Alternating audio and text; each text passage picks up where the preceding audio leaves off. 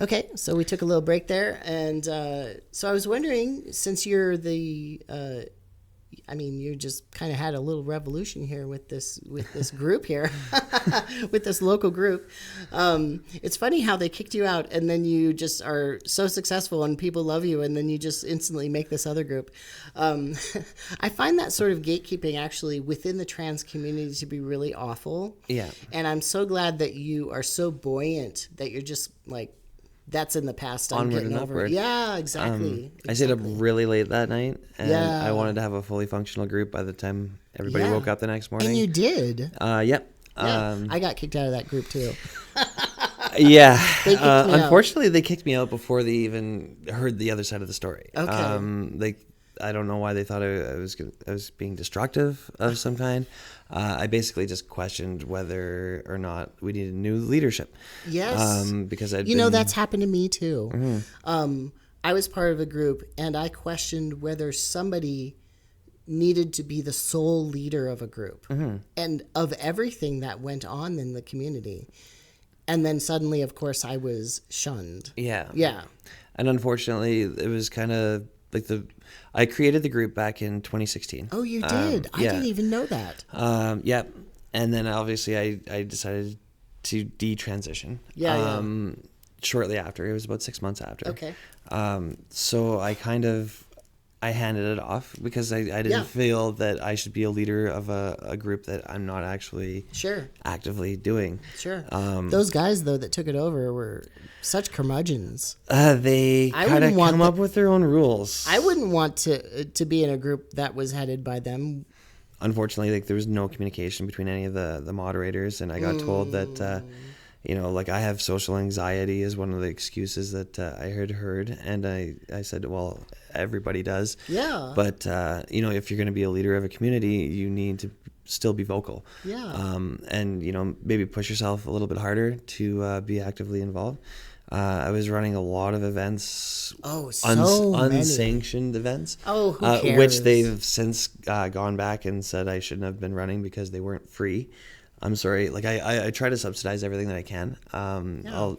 I'll provide food. I don't want anybody to go hungry at an event or anything like that. It's not like you were trying to make money or something. No, absolutely not. Absolutely not. And the money, it was the cost of the business that we would attend, right? Like the Hexagon was like $15 or whatever base fee to go into. Right. I couldn't cover that for people. That's like a lunch. Yeah. And that's it was advertised as that. It was like $4 an hour to go in there. Sure. And and we did help a lot of people gain access to that. Yeah. And that's out of our own pockets. We don't have the donation charity type situation. Sure. So we just as a community, we kind of come together. Me and Jennifer Fix. She's amazing. She's helped me with so many events. Whereas we'll hand out stickers and pride flags and stuff that we buy off of Amazon and ourselves. Yeah, you just went to a pride event too, right? Yeah.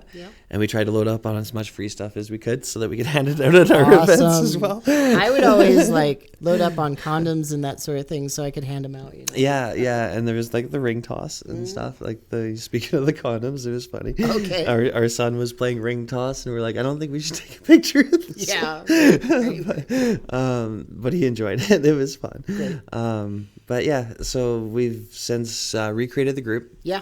And we're already up to, I think it was 87 this morning. Yeah. And that's active people in the community. That's cool too because it is active rather than people just kind of, lurking or whatever. Yeah. And the thing about the other group is, yes, they have over 800 members. And I'd say a good 60 to 70% of them are inactive. Right. And that has we to do talked with, about that has to do with up. the leadership as well because you are very hands-on and kind of creating community and having a lot of chats online. And I had to turn off y'all's notifications. I'm on the group because, I'm trying to advertise this project and get interviewees. But I had to actually turn off your chats because it was ping, ping, ping, ping, ping over and over. I turn my notifications off unless I'm directly tagged in something. And that way I do get the... I was wondering what kinds of events were you advertising because I didn't look. I was just focused on my project here. And then what kind of events are you proposing, and what kind of ideas are people throwing around about what they want to do? I try to focus mostly on social aspects. Yeah, you were talking about the board games. Yeah, so we'll meet up in a park and play board games, or we have like this giant Jenga block set that was donated to us by one of our members. One of those big ones. Yeah, they're made out of like 2x4s. Okay. And we actually had 2 of them donated to us. When it falls over, that sounds like a little dangerous, though. Yeah, so actually at our camping event that we're hosting this weekend, we also got paint donated to us. So we're going to paint the blocks pride colors. So everybody can have their own paintbrush, paint a block. Wow, you're going on a camping event? That takes a lot of organizing. A little bit. Yeah. We definitely had some donations that were really helpful because, again, we're trying to make it as accessible for everybody as possible. And like you said, income is definitely an issue for trans people. Yes. So what we do is we have extra sites booked, and you can have multiple tents, and we're just going to cover the cost of that. Great. And so you're within a campground, and you just rented several sites within it. Yeah. Okay. Yeah, just a few extra, and then that way we have a bigger play area. We can set up badminton, lawn bowling. Yeah. We even have a flag post that we're going to put up, and I hope they're okay with that. And we're gonna hang a flag up. Well, you're just gonna do it anyway. I have a feeling. We're gonna do it, and it's easier to ask for forgiveness than permission. Well, who's gonna say anything to you? Exactly, and it's like ground disturbance is like the same as a tent anyway. Yeah, right? It's not like we're drilling a hole in the ground. Yeah. I bet the fires at night are gonna be fun too. Yes, and luckily we've had rain all week, so now we're good. So you can have some. Now we can have a fire. Yeah. Which we also had one of our members bring in a whole bunch of firewood. Great. Great. A lot of donations. Things coming together. People that didn't have tents. Well, I've got 2 extra tents. So that's what I'm doing tonight is I'm setting up tents in my backyard to air them out because they've been in bins for like 4 years. Oh, yeah. I know what that's like. I'm going to air them out, clean them out, make sure they're suitable for everybody. And and then so our next... My favorite part is the cooking area. Yes. How are you dealing with that? I love cooking. So what we had planned... Dutch ovens or something? Oh. No. Okay. So we were going to provide meals for everybody as well. Okay. Especially, like I said, to keep it accessible. A lot of people just can't afford the extra food, and just the expenses. Even $35 a night is quite expensive for a lot of people. Do these kind of campgrounds, do they have like their own building that's like a cafeteria or a kitchen or something like that? They do have a little hut that you can use as like a community picnic area. Okay. But we've got so many sites. I think we're just going to put our picnic tables all together. Okay. And we've got a lot of canvas like awnings and stuff like that, and tarps, and we'll keep it classy, but we're gonna make sure everybody's covered and everybody's fed and having a great time. Nothing wrong with blue tarps. Yeah, right. Exactly. 100%. There's a whole bunch of wood underneath a blue tarp on my driveway right now. Why not? They're ubiquitous. Yes, absolutely. As far as future events, like I'm also involved in a group just north of where I live. And more towards Edmonton and all that? Slightly. Oh, yeah. About a half hour, 45 minutes north of my house. And it's called the Knee Queer and Allies Society. Okay. And so they've actually, I should say we, because I'm part of it now. Is it like a tea society or? No, it's like a legitimate society where it's a classification as like a non-for-profit. That must be a Canadian thing. Yeah. Because I don't know about that. Yeah, so we can actually like take donations legitimately. Okay. We can't give tax receipts, but we can run legal 50-50 draws. I don't know what that means. Where basically it's like a pot. So say you get like 100 people, they put in $1 like a each. raffle. Like a raffle. Okay. So you'll win the $50, and then the other $50 You're talking goes Canadian at me, and I have no idea what you're talking about. Yeah. Okay. So it's a good way for organizations to raise money. Okay, great. And then every 3 to 4 years, I think it is, you can run an actual casino. What? And this is how these organizations really fund even play schools and stuff like that. That's how they continue to fund all their extra programs. Okay. So legally, you can have it every 3 to 4 years, and you typically, from what I've heard, you can raise like $20,000-$30,000. Oh my goodness! From these events, and so that's going to be really huge. And we've been talking about putting together building our way up to having our own property, building a clubhouse. Oh, wow. And a creating physical space. Yeah. Wonderful. Something that so you're call our making own. like a trans center, kind of. Well, it's more towards everybody. Okay. And like the So entire LGBT plus. our whole rainbow. Okay. Yeah. I call us rainbow people because Sure, it's just so hard to do the 2S LGBTQA Yes. plus or IA 2 plus. It's Sure, just it's sure. a lot, right? Sure, so sure. I just call us rainbow people, and we're cool. And so we're trying to create a safe space for everybody to be Wow. themselves. Wow. Yeah. Yeah, that takes a lot of assets to be able to do that. Yeah. And also a lot of trust in the community Yeah. and amongst people. Yeah. Yeah. And especially with the society, you have to have a board of directors as well. And I was just elected as vice president, so it's really cool. Okay. So this is new to me. I'm going to take a lot of this knowledge that I'm going to gain with that group and bring it to Calgary and start our own society, which is why I call the new group the society instead of a Right. support group. Right. So you're moving up from a very small one to a much bigger city. Yeah. Yeah. Okay. Yeah, so so- that's quite a jump there. Yeah, absolutely. Because actually, like in our Knee Hill group, because it's a county, I'm not sure the similarities in the states. Not We do really. have counties. You do have counties? So we have cities, which is municipal, and then county, and then state. Oh, Yeah. okay. Yeah. So you can have towns within a county that. Yeah. Okay. We also have something called a borough, which is more amorphous. It's like a bigger area, less defined. Like, for instance, Fairbanks is in a borough. So it encompasses a very large area and lots of little cabins kind of off in the woods. Oh, okay. Yeah. Yeah. Okay. That makes total sense. But yeah, so we're going to take a lot of that knowledge that we gained there and transfer it over to Calgary as well. Okay. And I want to make sure that the groups work really closely together. Yes. But I also understand the need Like for regional. Yeah. Yes. Autonomy is also very important. There's political power in that. Right. Yeah, 100%. And as much as like everybody wants to bring the community together, and which we are, we communicate, we cross post, everything's friendly. If you have an event in your group, you can post it in my group. Yeah. 100%. It's for everybody. No rules about that, right? Yeah, absolutely. Right. I'm just joking again. And yeah, 'cause that's what some of the rules are very, very. I even heard that they put up a post there with that the camping trip was canceled with a big X through the picture. Misinformation. I see. Yeah, I heard that yesterday. Go get a life, was y'all. Kind of unfortunate. Go get a life, y'all. But yeah, I'm not here to bash anybody though.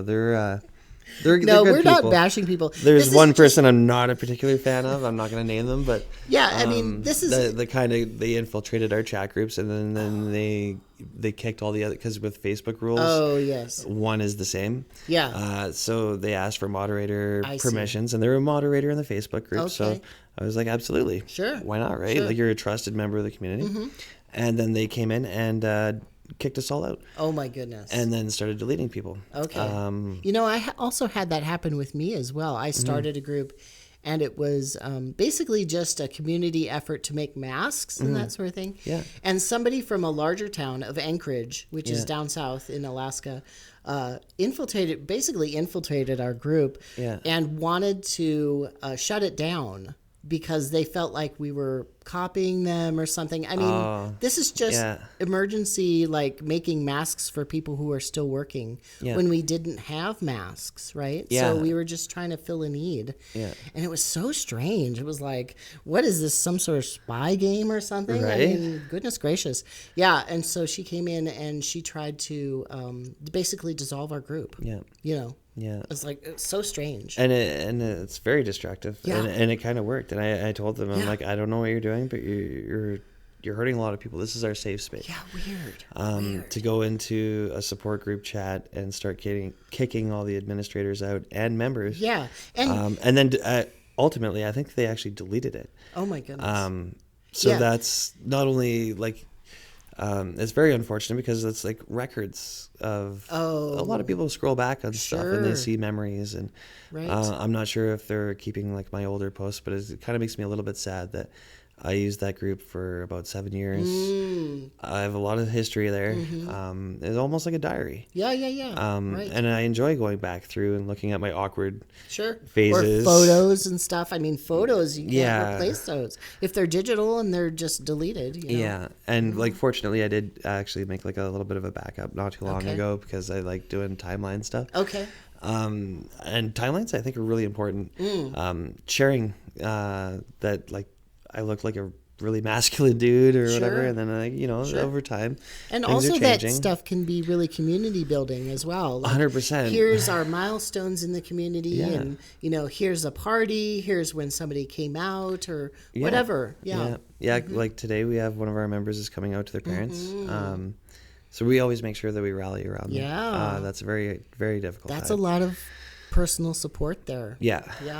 And so we make sure that we're there for people. Yeah. And the reason why I'm talking about this a little bit, because we've talked about it a couple times now, is not to point fingers at particular people, right? It's just to point out that sometimes within impacted communities, let's say the trans community is a little bit impacted, right, by discrimination and poverty and different things, people can act badly within that. And sometimes it has to do with their own trauma. Sometimes it has to do with a sort of protecting what they have. And if there's, different ideas, they feel even more protective and, and I find that that's pretty common, actually, this sort of bad reaction and, not allowing other people to do other things and bring in more ideas. And, people, I don't know why we do that, but it's so strange. It's kind of a gatekeeping to community when we need everybody involved instead, you know? Yeah, absolutely. And, like, you definitely have to not take things with like a grain of salt, but I've had situations where like somebody would call out a business saying that like this business is transphobic, and then of course we're a very passionate community, so boycott this and whatever. Sure. But unfortunately it wasn't true. It was I've more heard of of a that personal too. situation between that person and the employees. I've heard that too, actually. Yeah. That happened once up in Fairbanks. And somebody had an overreaction to a business, and the business actually employed trans people, and it was just a personal enmity. It had nothing to do with transphobia at all. Yeah, absolutely nothing. Yeah. And unfortunately, it did get carried away, and they were publicly shaming the company and the people that were working there. It's hard to take that stuff back too. Yeah, and I felt bad for the people that jumped on. Yeah. Because they're good people. They're just trying to help. They're trying to raise awareness or whatever they were doing, and they were completely deceived. Right. They were used. Yeah. They were. Yeah. So that was very unfortunate. I've only ever seen it happen once in our group, but I think everybody learned from it. Yeah. That maybe we shouldn't just jump the gun, and realistically, is it really worth our time? There's so many other things that we could do, like build instead of destroy, right? I like to build. I don't like to destroy things. You have a particular kind of activism where you do like community events and that sort of thing, and I do agree, it's not a great idea to just willy-nilly whatever target businesses maybe that don't even deserve it, but definitely if there's businesses out there that are transphobic, that harm their employees, that are out there supporting bad policies through politicians they support and that sort of thing, other activism needs to be done. And maybe that's not your role, but that's somebody else's role, somebody who follows all the bills. Very important. Is willing to yell at whomever, willing to go to hearings, etc. I mean, obviously that's very important. That's very important activism, 100%. But like I've said in this project, if you've watched other videos, we all have different skill sets. Right? And we all have different roles. So find your role You don't have to do everything. Right? Whether it's just being there for somebody or just listening. Like, you don't have to have the answers. We never have the answers. Exactly. I wish I had the answer for our friend today that's coming out to their parents. I wish I had a speech written for them. Yeah. Well, they have to go through it themselves, and you can support them in that. Yeah, exactly. Yeah. And just know that we're there. Yeah. And whether they need a place to stay or whatever, like, we figure that out. Yeah. And speaking of that, what other sorts of support groups are there in this area, or support organizations, less like, sort of homegrown, like more like that earlier one you were talking about? Are there more initiatives like that here in Alberta? There is quite a few. I'm not familiar with all of them. Can you mention the ones that you remember? I definitely throw a shout out to Skipping Stone. Okay. They are amazing. What do they do? It's mainly geared towards transgender, non-binary, gender fluid people. Mm-hmm. Kind of helps create community for children as well. Oh, great. Because obviously, and parents. And parents, yes. Parents. Like, I know several parents that have transitioning children or questioning children. Yeah. And I've interviewed some in my project. They're very fired up because in the U.S., of course, we're having a lot of trouble with that. They're regressing. Yeah. And their policies. Yeah. Which is very unfortunate. I think it should be safe for everybody to do what they need to do. And it's not like you can just walk into a pharmacy and say, hey, this is what I want. You have to go through a psychologist, especially as a minor, whether you have your parents' permission or not. And I think that it should be open to situations where you don't have your parents' permission because it's not safe. Right. But also there needs to be procedures in place to make sure that it's not just like and I would never say that it's a trend or anything like that, but like, there is obviously situations where maybe the kid just doesn't identify with who they are. And that's okay. And you talk to the professionals and they'll help guide you along the way. Yeah. And, therapy, all that stuff, and support for the kids, support for the parents. We need actually more of that. Yeah. Some places, especially in the U.S., unfortunately, we're actually reducing the support. So to take it away, that's just so dirty to me. That'd be like saying that taking away gay marriage. Yeah, when actually what's needed is even more health care. Yeah, instead of less. But that's what we're doing in the U.S. We think that somehow trans people will go away, somehow gay people go away if we take away the rights. No, we don't go away. No. Anyway, so what are some other groups that you know of? There's a Center for Sexual Wellness, I believe, is another one that's really supportive to local pride groups. It's really cool. They provide a lot of little trinkets and stuff like that. And that's obviously, you want everybody to be healthy, and that's their focus. So are they like a medical liaison? In a sense, yes. And it's mostly around awareness and education. Okay. Unfortunately, I'm not really familiar with a whole lot more of organizations. The Skipping Stone really does a lot. Okay. I know people that come from Edmonton down to... really? Yeah. And Edmonton is a big city as well. Yeah, and as far as Grand Prairie, actually. Oh my goodness, Grand Prairie. Yeah. That is really far. Yeah, and that's because of like the referral system that they have. Okay.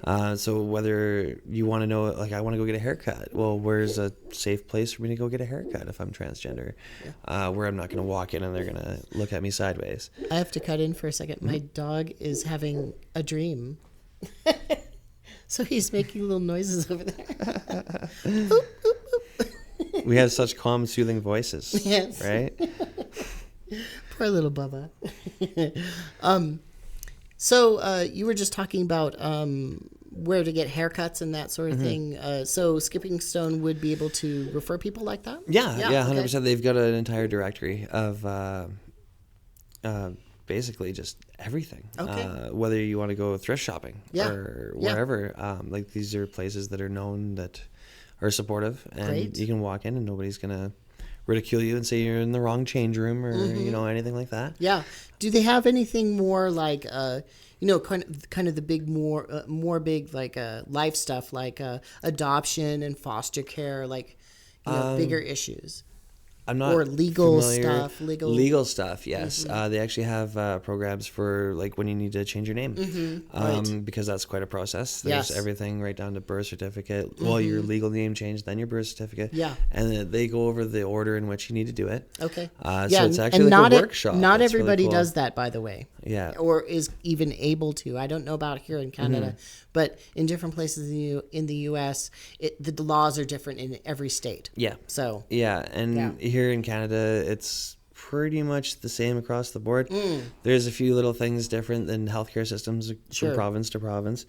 But as far as like name changes and stuff like that, I literally went in to change a gender marker on my license. It cost me $26, and they didn't ask me a single question. Goodness gracious. Took a new picture because I was like, well, this one's a little old. Yeah. Right. So, and it was kind of cool because they're like, well, have you changed your name legally as well? Would you like to update that on your license? I hadn't done it at the time, but it was super friendly. It was no issue at all. $26. And they asked you. Yeah. They were like, that's really proactive. Yeah. So it was really neat. $26. I'm so jealous. Yeah, literally. And like there was no like proof, show me proof, or like, do you have a doctor's note? Yeah, oftentimes in the U.S., like you have to go through therapy for years. You have to have like official letters from professionals, from therapists, and they have to, one of them at least back in the old days had to have a PhD as well. Yeah. And, they're way more costly. And then you have to have an MD sign off on things. And, then finally you can do stuff. And you have to go to court oftentimes. Yeah. I had to go to court twice in 2 different states. I was going to change my birth certificate as well. I was going to amend it. Some states won't even let you do that. Really? Yeah. But I had to get another name change in my birth state. Oh, really? Well, it was so strange. Yeah. It was it's just such a patchwork of laws. Yeah. And I'm glad it's easier here. And that's where, well, it's not entirely easy. Okay. But that's where those workshops come into play. And they have everything worked out on a PDF. It's a huge PDF. Sure. But it basically, like if you were born in Ontario, but if you live in Alberta, and if you were born in Quebec, and you lived in Saskatchewan, and it's literally a flow chart. It tells you exactly the order that you need to do it.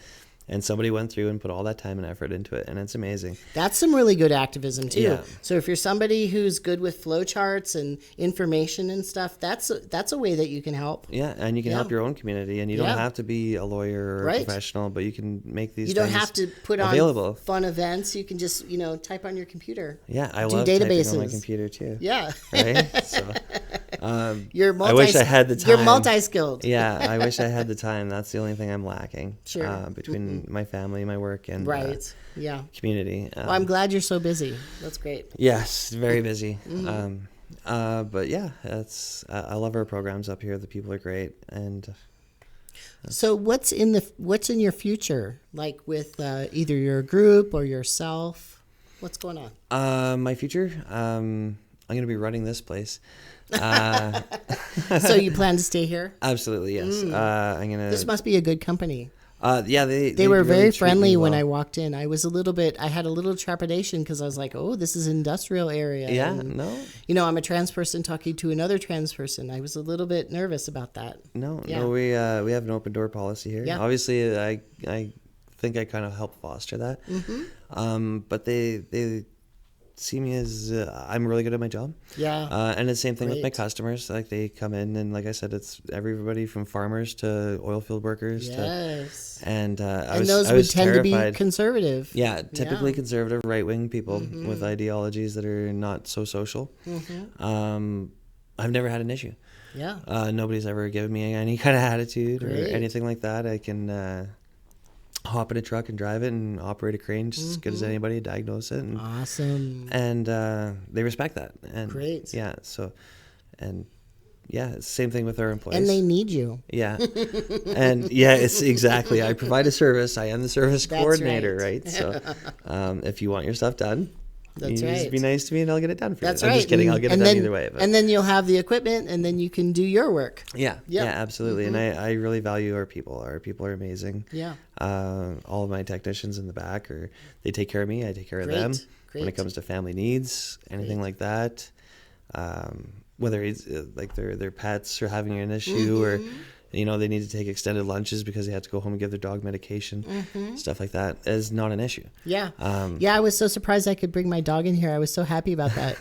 That's been a real issue in this project. Really? Yeah. No, we, I was having issues at home lately as well. And I was actually allowed to bring my son here while I work. Great. And he's 4. Oh, that's sweet. That's sweet. That's really good. And that's we really have good. the same thing with dogs. Yeah. Any kind of pets or whatever. Yeah. Like if, Yeah, we strongly believe like nice our to be flexible. Yeah. Yeah. Our leader, our manager here, very family oriented, and to him, in his eyes, we're all family. Right. So he takes really good care of us and makes sure that we know that we're safe here. Yeah. Happy workers are going to do good work. Right. Exactly. Yeah. Yeah. So you take care of your people. Your people take care of everything else. And life is a little bit messy, so you got to be a little flexible. Yes. Yeah. And when you have personal problems, it's okay to talk about it. Right. We don't hold anything against anybody. That's great. Yeah. Is there a good non-discrimination policy? I guess maybe province-wide, but also with your workplace. With my workplace, we don't need one. You don't even need one. Wow. I'm sure in the there US, might be. In the U.S., it's such a fight. It's like company to company kind of. Yeah. No, we just respect each other as humans. Okay. We don't need to have it on a piece of paper. I'm sure maybe it does exist on a piece of paper somewhere. Yeah. But I've never seen it. Okay. Basically, you get your hire on package and you're welcome to the family kind of deal. Okay. But that's also the difference between maybe a private company versus a public company, where each branch, it's all owned by one company. We have branches in Italy. Okay. So you're international. Yeah. Okay. Yeah, we're all over the world. Okay. But yeah, they're really fun over there. They always have their little onboarding stuff and everything on LinkedIn. But do you think you'll be traveling and doing some of this work, or? I don't think so. I'm not I don't have the time. Okay. Sure. Well, you're taking care of a lot of kids too. And exactly. And I used to work remotely and stuff, and I'm not a fan of that lifestyle. So, but I've seen a lot of things. I'm good. Okay. I'll stay home now. How about your group? What plans do you have in the future for that? Besides the clubhouse and all that, just kind of in general, what kind of plans do you have? I would love for it to be able to run itself, like the. Okay. So you don't want to be the leader? I don't think there should be a leader. I think it should be the way that we have started setting it up right now. We've got 5 people. Okay. And that's so you're starting it off really good then. Yes. I feel like. And I made sure that not that I'm trying to check the boxes, but I'm making sure everybody has representation as well. Okay, great. Great. I made sure that there's obviously trans men and women. Yeah. Non-binary. And non-binary as in non-binary more towards female and more towards male. Right. Because it can go either way and center, and where it's neither, or whichever way they choose. How did you ask that, by the way? Because that can be tricky. How did I ask the people? I know everybody. Okay. Personally. I make a lot of effort to remember everything, right down to their spouses' names, their kids' names. Oh, wow. Their dogs' names. Wow. I look forward to when you run for office. But yeah, I do take it personally. I have a conversation on with almost every single person that joins our group. Yeah.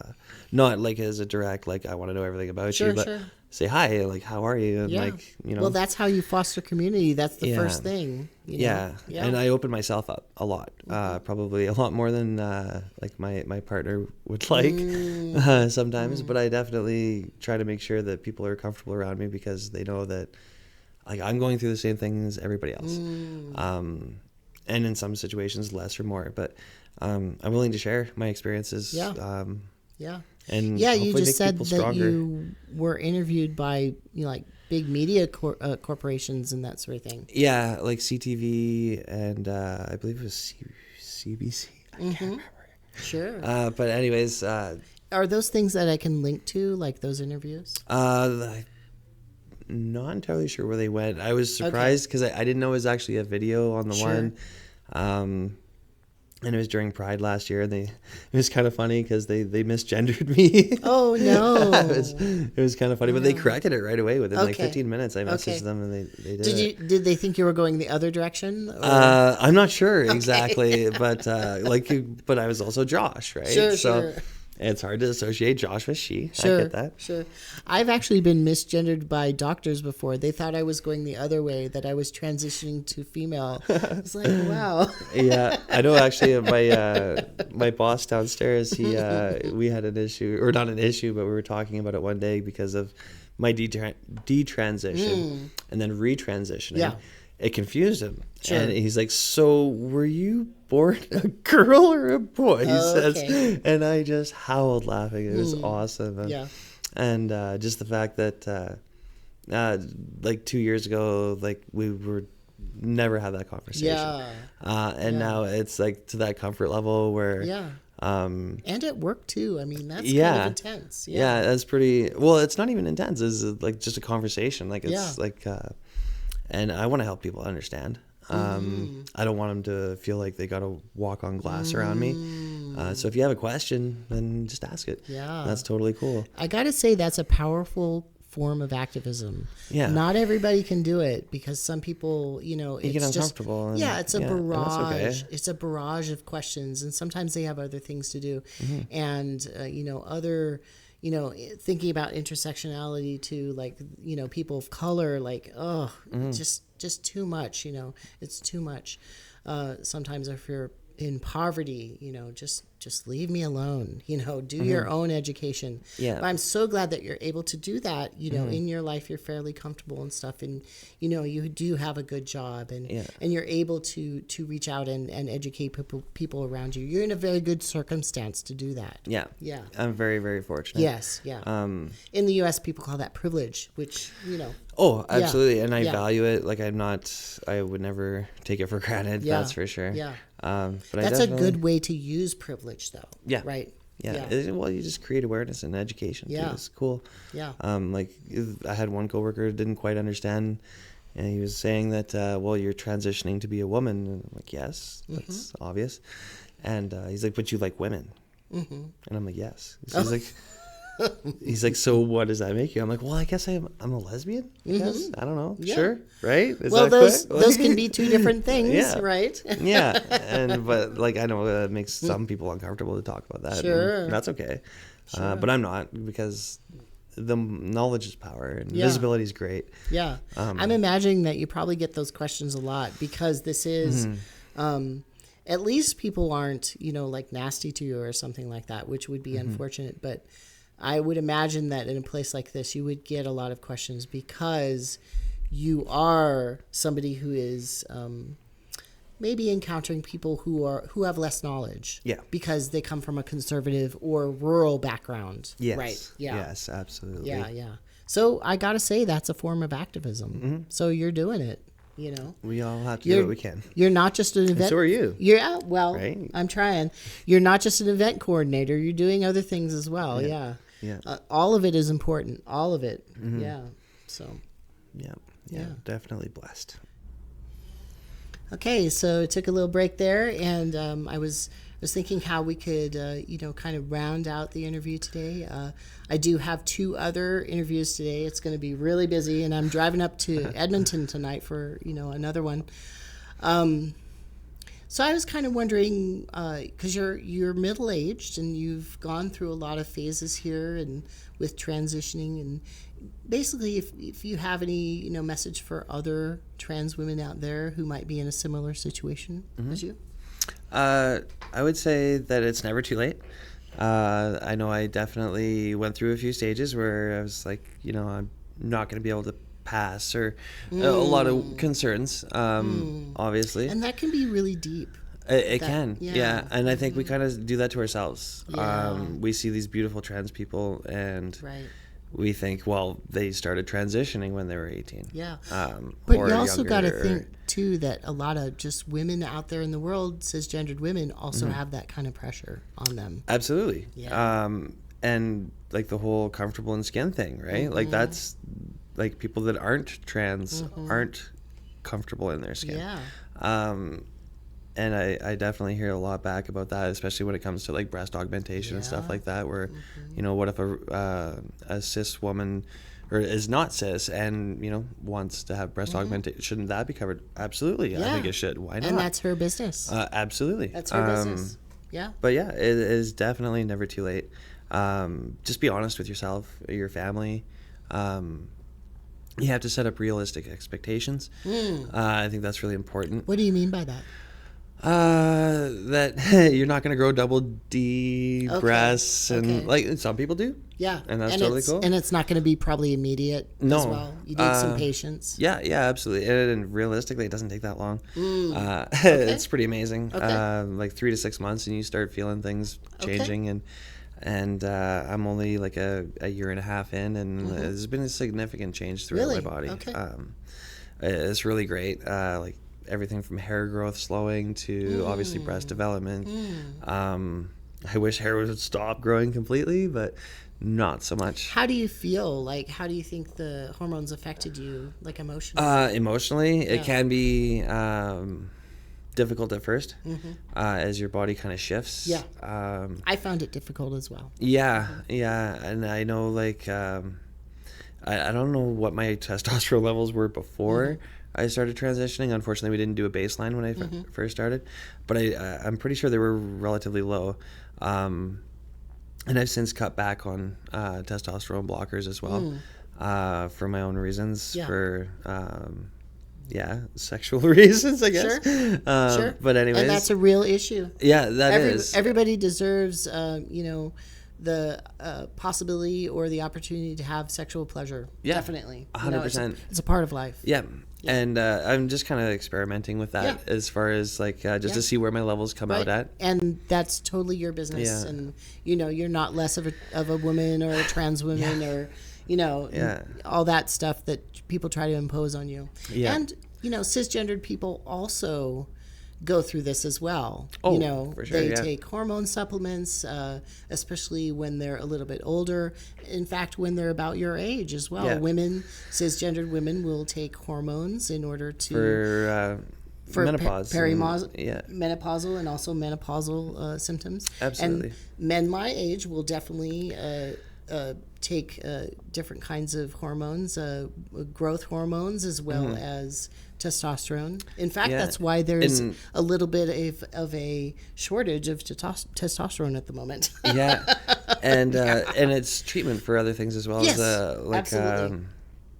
I can't remember the name of it, but there's like different cancers and stuff like that where you actually need to reduce your testosterone. Right. And also people who had HIV/AIDS, right? It kept some muscle mass and some weight on them. Yeah. Where they would, prior to that, they were wasting.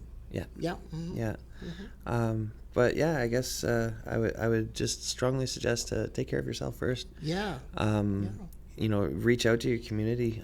You're not alone. There's a lot of really amazing people out there, and never be afraid. It's not as bad as you think. I thought that I was going to lose my career, my family, everything. And you have a lot of kids to take care of, and a lot of people in your life, so that's a really big deal. And that was the biggest one. And when people asked me like what was holding me back, and it disappointed some people, like my partner. Like she thought that the number one thing I was afraid of was losing her, and it wasn't. It was losing my career, because that's how I provide for my family. Right. Right. So having a supportive employer really made the biggest difference. Right. And how that happened was a very funny story. They actually kind of stumbled across my informed consent forms in my desk while I was on holidays. Okay. And it wasn't like in a bad way or anything like that, but I came back and there's a little bit of weird tension going on. I hadn't come out yet. And he's like, I need to talk to you outside. And so we go outside, and I'm like, I just came back from vacation. I thought maybe I screwed something up, or I didn't set something up, or I think I was sick. I can't remember. So we go outside, and he's like, I was going through your desk. I was looking for an invoice for this or that. And he's like, I kind of come across these informed consent forms for hormone therapy and transitioning. And my heart just like fell to the floor. Yeah. And I'm like, oh no. And you're taking me outside to talk about this. Yes, oh no. right. And he's like, I just wanted to let you know that I did talk to the branch manager, and we're behind you 100%. All right. And we want to make sure that you know that you're safe here. Awesome. You can be exactly who you are. And if you need any supports or anything like that we can offer you, then let us know. So he took you aside for your own privacy. Yeah. Yeah. And then that was probably like the most amazing moment, because like I swear, I think it was like the next day, I'm like full makeup, I'm like doing my own thing. And all right. yeah, it was like I just jumped right into the deep end. I'm just gonna do it now. Was that your vehicle outside with the flag on it? Yes. Yes. In all honesty, though, I didn't put it on there until Pride last weekend. Okay. Because I was actually kind of afraid. Okay. To put it on my vehicle. Oh, really? Even at your very welcoming workplace? I'm not worried about it here. Okay. I actually, one of the salesmen gave it to me on June 1st for Pride Day. So what were you worried about? Just in general, out in public? Or? No, like I'm not ashamed of who I am. Sure. Obviously not. But like parking my vehicle in a parking lot. Okay. Okay. You look around in the parking lot, do you see another single pride flag at a Walmart, and there's like hundreds of cars? There isn't one right now. Everybody's afraid. Oh. You look even up here in Canada, people are afraid. You go into Walmart last year at this time, there was pride flags everywhere. Okay. There was shirts, there was... I gotta ask though, why are you all afraid up here? Because the laws seem really good. The support, it's the boycotting. What is that? Unfortunately, the whole Bud Light thing. Oh. So what's happening in America is affecting Canada. Directly affects us. Oh. Same thing with Target. Okay. And all those companies that are bending to the whims of these. I don't want to call them extremists, but like when I talk to them, like some of them are kind of extreme. Yeah, they are extreme, definitely. But yeah, it's a big difference between last year and this year. And it's really sad. And you were talking about that library event. Yeah. Yeah. And unfortunately they canceled it. Yeah. Which sucks. I wish I would have known about it. I would have been there supporting it and at the door 100%. Okay. Especially because that's my local community. It's a small town. Right. And nobody's forcing people to take their kids to these readings or whatever. Right. You know what I mean? Like, this is people that want to bring their kids there. This is an event that they're holding there. I'm sure it's super fun for the kids too. Oh gosh, yeah. Drag queens are always so fun. Yeah, you should see the picture of my partner with one from last week, and it was amazing. It was so cool. Turned out they were like world famous. Oh, okay. But yeah, they got a wicked picture. But yeah, there is definitely a lot of fear, and it's very unfortunate. I'm really sad about that what's going on in America is affecting Canada, because y'all seem to be doing it right. Yeah. So I just But businesses are afraid. Oh, I just hate that. Yeah. Oh. Whereas like a couple years ago, it was all loud and proud. Everybody was super happy. You'd walk into a Walmart, there's pride flags at the front door. Okay. Like, because it's Pride Month, right? Right, and this is not that I'm sure in a sense they are capitalizing on it, right? Obviously. It's a business. Sure. But at the same time, there was no apprehension towards having a flag there. Now it's kind of tucked away in the back. Totally sucks. Yeah. And that's where my anxiety comes from having a flag on my car. And that affects individuals, like even you, who are very out and are a community leader, which you are. You're afraid to put a flag on your vehicle. Yeah. Yeah. Wow. But I did it last weekend, and now I'm not taking it off. Okay. It'll fall apart on my car. You're stubborn. You're stubborn. Right? That's great. No, I'm gonna stick to it. That's great. Yeah. Yeah. I love it that you have a little stubborn streak in there. Yeah, absolutely. And I love the fact that like I literally came into work on June 1st, and it's funny because the person that gave it to me, it was probably not exactly who you would expect to be the most supportive person. Okay. But they actually are like the biggest supporter that I have in this entire building. I love it. I love being surprised by people. Yeah, I totally. Love it. Yeah. Because that is actually our bias, right? Right. That we think that they're not going to be supportive. We definitely do have that bias towards people. Yes. And I was humbled, and and he's actually like the only person that I have from my workplace that's on my Facebook. Oh, cool. But I remember when I changed my gender on my license, and I was like so happy. I did this really amazing post. And anyways, so I came in and we were talking about these cement trucks and stuff that we're working on, right? And he's like, oh, by the way, congratulations. I'm like, what? He's like, oh, you changed your gender on your, and I'm like that's cool. Like, thank you. Cement trucks and gender change. Yeah, right. We're like, we got this. That's awesome. But, yeah. I think that's a good place to end there. Yeah, absolutely. Well, thank you so much. Oh, thank you. It's nice to meet somebody who's so, I mean, you're willing to talk about some of your frailty and the mistakes you've made, and you're actively building a community, which I'm sure a lot of people are appreciating. Yeah, it really warms my heart when I get a lot of messages, and we have like a little logbook for our events that I get people to sign and decorate, and I look at it after, and just the messages are like, thank you for giving us a safe space to just be ourselves. And I love it too that you're spreading it out. You're spreading out the responsibility as well as leadership. I think that's really responsible leadership. Yes, absolutely. I wish I had more time, but I don't. Yeah. And I understand the need for a team. Yeah. And representation. Also, it helps people who might be a little shyer to come up and to do things. Yeah. To build their skills. Yeah, absolutely. Yeah. Come up with different kinds of events that you wouldn't even think of. Exactly, right? Because I can't think of everything. That's right, and you're busy, and you I generally don't. We usually do kind of pull from the community and what would you guys like to do, and I know we definitely want to do like an escape room night kind of thing. And, okay. Definitely need to work out some fundraising for that, but we'll figure it out. What is that? I have no idea. An escape room, where it's like you solve puzzles and you have to come up with. And then you find like the key. So it's like an adventure game, but in real life. In a sense, yeah. Yeah, you're like a video in a game, room, it's locked, okay. and then you get like little hints around the room, and like you pull out the picture, and there's a key behind it that unlocks the chest that's over there, that unlocks this over there. That's so weird. So it's like real life became video games, and now video games are becoming real life. Yeah. And I gotta say, and I hope this is okay, but you have some really beautiful eyes. Like, what color is? I can't even tell what color. They change all the time. I can't even tell what color your eyes are. They're like a hazel or a green, or what's going on there? They go from brown to hazel to green, depending on my mood. Okay. Like if I'm sad, they usually turn green. Okay. So interesting. Yeah. Yeah. I just have like these gray blue eyes, That's the same as my dad's. My dad's eyes are the same as yours. Yeah. My mom has kind of sea green eyes with golden flecks. So whenever I see somebody with green eyes, I'm like, oh. Yeah. Or like two different colored eyes. That's really cool. Oh, yes. Yeah. That's very neat. Cool. Actually, my dog's siblings all had that. They had a blue and a brown eye. Yeah. That's how I know he has a little husky in him. Nice. Yeah. I can't remember what it's called. There's definitely a name for it. Yeah. I've seen some humans that have it. Oh, it's very interesting. Like David Bowie, too. Yeah, absolutely. Anyway.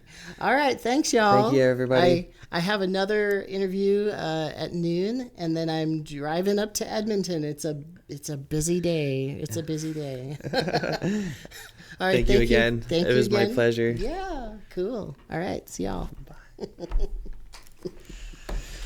Well, thank you for that. That was super cool.